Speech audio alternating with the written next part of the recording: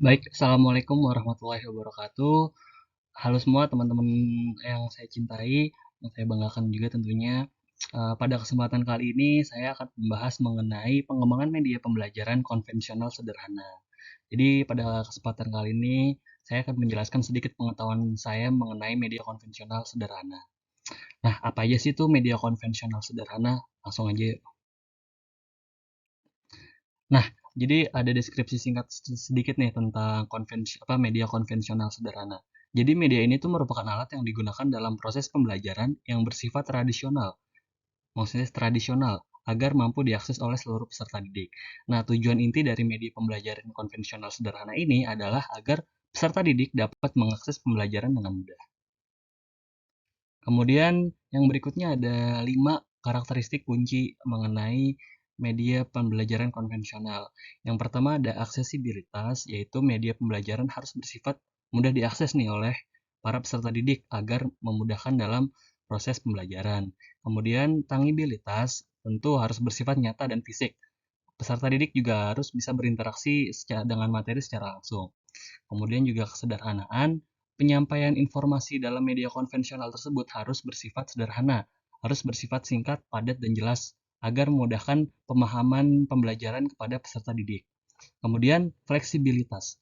Fleksibilitas kenapa? Karena tentunya bisa berupa media cetak, alat bantu visual, serta harus bisa memenuhi kebutuhan para peserta didik ataupun komunitas dalam memenuhi kebutuhan belajar mereka. Kemudian yang kelima ini ada media sederhana, ada efektivitas biaya. Nah, media sederhana ini tentu menggunakan sumber daya yang ada jika dibandingkan dengan media digital yang memerlukan teknologi.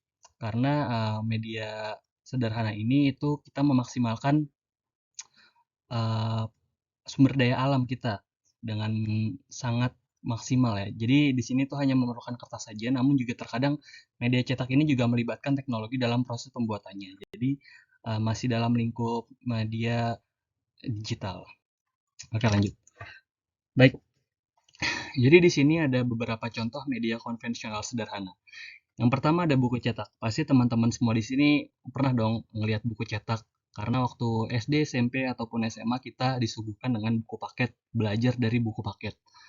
Begitu pula dengan media konvensional sederhana, karena buku cetak itu termasuk media konvensional yang paling sederhana. Kemudian ada poster dan brosur. Tentu teman-teman pernah melihat poster atau brosur, entah itu di jalanan biasanya banyak ya, brosur surat. Biasanya ada tuh sales-sales motor itu teman-teman, nah itu juga termasuk poster atau brosur. Kemudian papan tulis. Teman-teman semua di sini pasti pernah sekolah dong, dan bahkan di kursi kuliah kita pun ada papan tulis untuk memudahkan para peserta didik dalam memahami pembelajaran. Nah, apa sih manfaat dari media konvensional sederhana itu? Yang pertama, tentu untuk mempermudah dalam mengakses pembelajaran.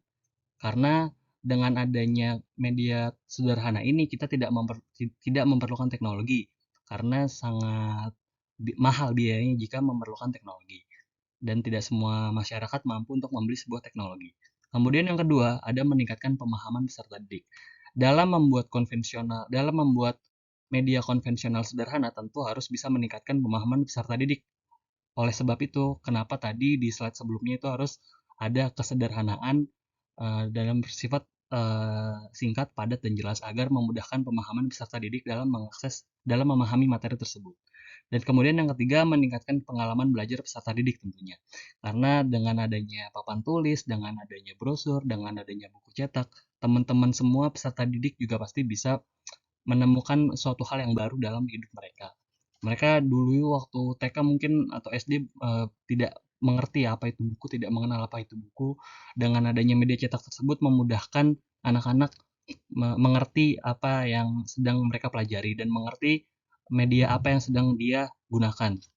Karena jika menggunakan media digital itu tidak ada esensinya karena media digital menurut saya itu sangat apa sangat luas penggunaannya sehingga tidak bisa menjerumus ke satu tujuan gitu.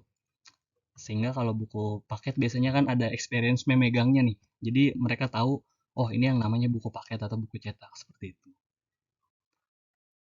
Oke, kemudian ada meningkatkan pengalaman peserta. Jadi memberikan konten yang relevan dengan kebutuhan peserta didik. Tentu tentu dengan memberi konten yang relevan itu dapat meningkatkan pengalaman peserta didik. Ditanya dulu nih atau dianalisis dulu nih, mereka butuhnya apa, mereka ingin bagaimana, sehingga kita atau teman-teman semua yang ingin membuat media bisa lebih mengerti ingin membuat apa dengan ingin membuat materi apa. Dan kemudian juga melibatkan peserta didik. Oleh sebab itu yang tadi saya bilang media media konvensional sederhana ini harus bersifat interaktif karena harus melibatkan peserta didik untuk pengalaman yang lebih menyenangkan tentunya.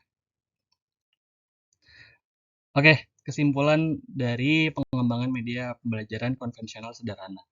Jadi beberapa poin yang saya dapat di sini, yang pertama itu membantu peserta didik untuk menyampaikan pembelajaran dengan mudah.